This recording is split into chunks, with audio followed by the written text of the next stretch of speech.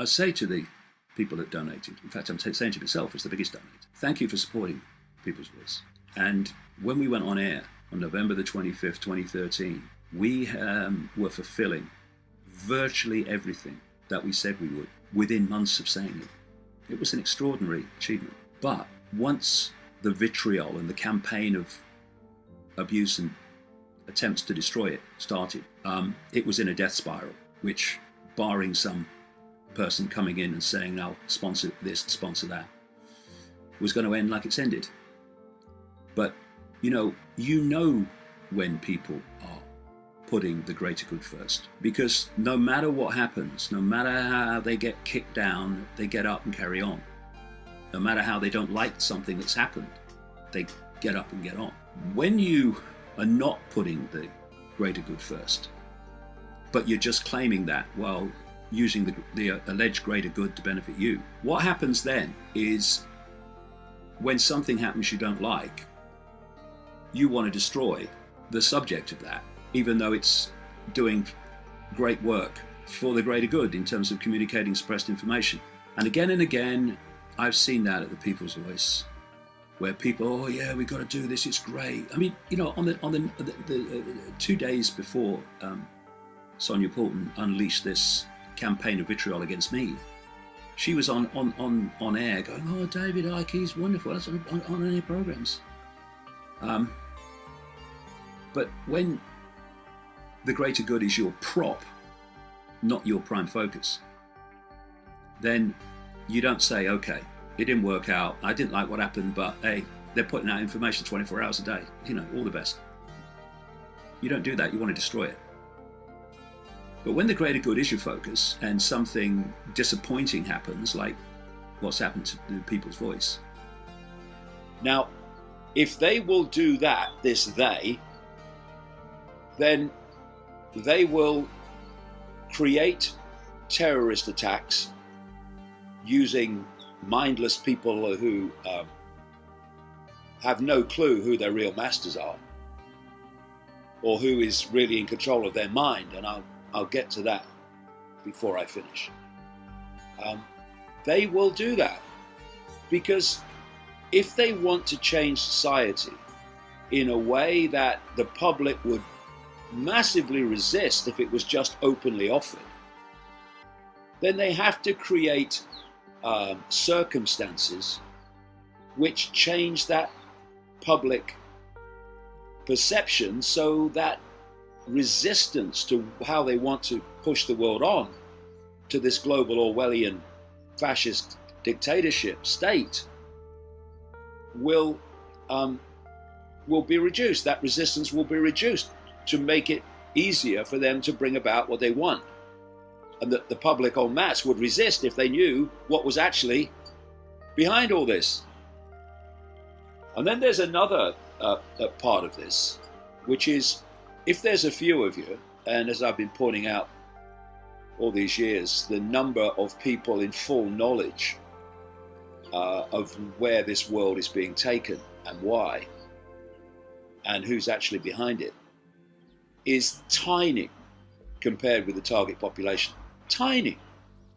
And because of compartmentalization, the will of that few plays out through the system, different levels, with the vast majority of people who are working to play it out without any idea of what they're actually playing out or why, because they only know their little bit in the compartmentalized structure. They don't know how their bit connects to everyone else's bit to create a picture which can be clearly seen in terms of where this world is being taken. And all you have to do is look at the scale of surveillance, the scale of the disappearing privacy, to see that this is not about protecting us from terrorists. This is about creating this Orwellian global state that I've been writing about for so long, and others like Orwell and Huxley in Brave New World were also writing about with extreme accuracy, as it turns out. So this other side of this increasing rapidly increasing number of terrorist attacks and shootings, etc., is because that tiny few have to manipulate a vast target population. And if that target population has unity and has harmony amongst itself, that's very, very much more difficult to do than if you play different factions of your target population off against each other.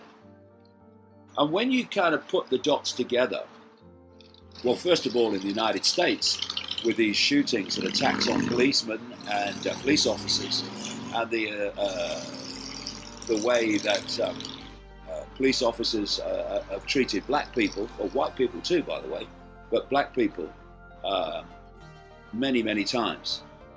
And of course, that's come to the fore in the last few weeks. It's clear what's being done. The American society is being divided systematically. They want a race war. It's blatantly obvious.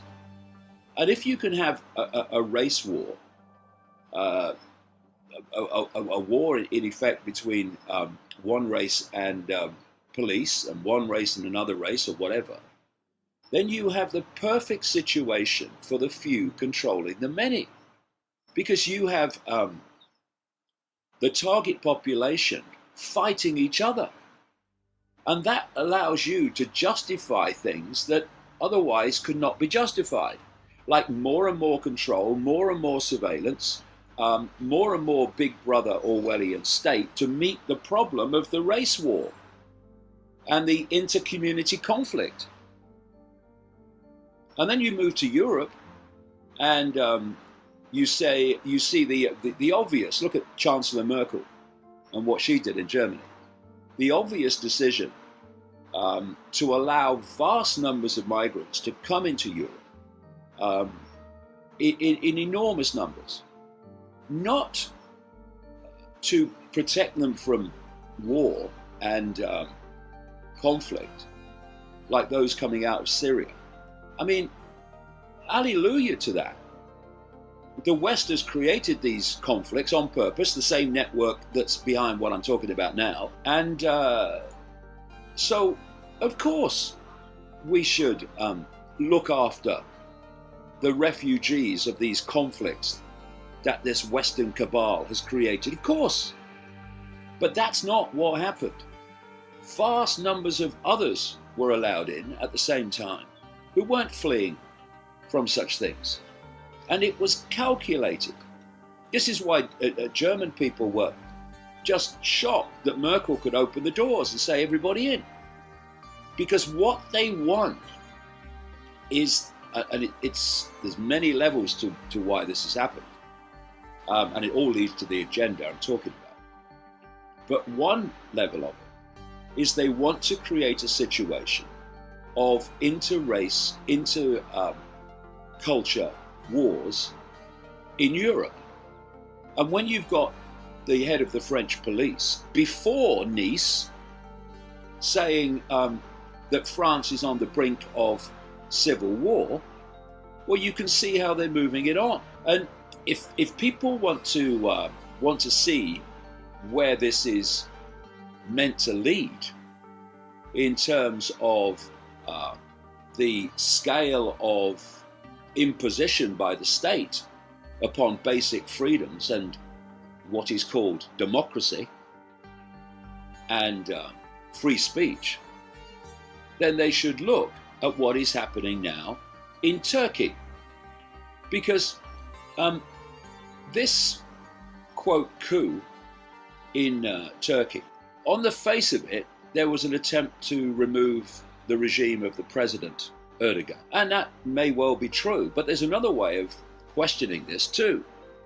And that's the incredible speed in which the Erdogan regime responded to it, clearly knowing it was all coming, and how they have since set about arresting thousands of judges and academics and teachers and others who were not supporters, basically, of the Erdogan regime. And how on earth can you justify arresting that number of people so soon after this, quote, military coup attempt? Where does the evidence come from in that short time to justify this massive number of arrests of people in the country?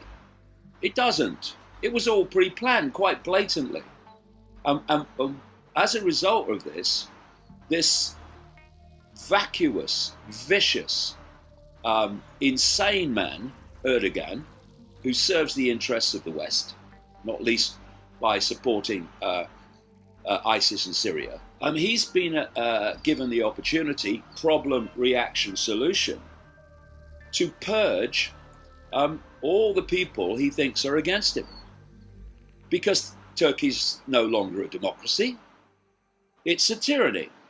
It's a dictatorship. And it's being justified by Erdogan on finding a solution to the problem of the coup attempt. And in all these events, this is the reason why, if you read the alternative media as it dissects these official narratives of these terrorist attacks and shootings, why so many questions immediately start to arise. Why the official narrative has so often holes in it all over the place and contradictions in it all over the place. And why you see these patterns of repeating behavior, repeating patterns of action from one to the other. And when you see them all and you see the recurring patterns, it's quite clearly that these attacks, most of them anyway, are being played out to a blueprint, a repeating blueprint.